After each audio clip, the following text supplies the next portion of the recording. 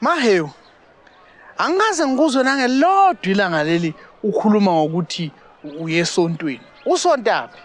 Awu, kade ngaqeda ukusonta mina. Kade waqeda ukwenzani Mahewu? Ukusonta. Phela mina ngasheshe ngaqala ukusonta. Awumek. Ubani owathi Mahewu wena usuqedile ukusonta? Noma ukusonta kuyaqedwa? Kwasho umama la engangisonta khona. Ngathi ngiya ngelinye ilanga wathi wena uSunday school usuqedile.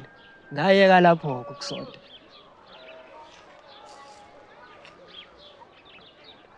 Mamtshali. Ungabathinta abafazi ngembokodo. Wemahewu, hawu.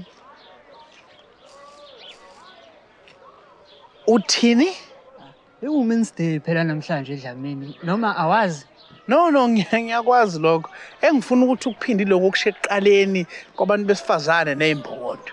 Oh, phela mekuyi-Women's Day kuyake kuthiwe ungabathinta abantu besifazane ngembokodo. Wena Dlamini, kusho ukuthi kwakukhona omunye umlungu la owayeshaya abantu besifazane ngembokodo. Base behlangana-ke abafazi bathi hey, wathinta abafazi ngembokodo siyakushaya. Mahewu uyithathaphi lento oyishoyo? Ngizwe ngoMaxwell. Mahewu akushiwo njalo. Thiwa wathinta abafazi wathinta imbokodo.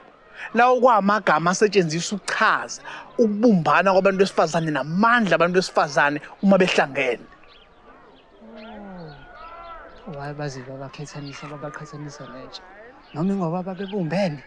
Hayi, ukuba babebumbene babe bezobizwa ngesibu. Hayi, sengithule.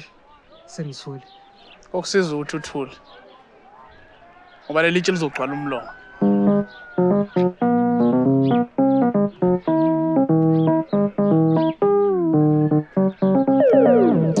Inyoni ndizela phezulu ke manje. Hayi, ngicabanga. Surprise! Dlamini, bekuyi-surprise. Ngathini nginika lo surprise? Angenikhuzanga? Maxwell, Max.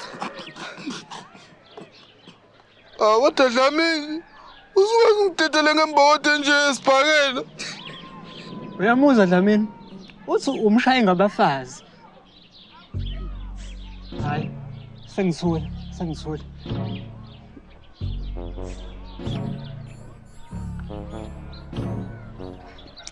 Mahewu, ungishaye ngebhakele ngako Dlamini.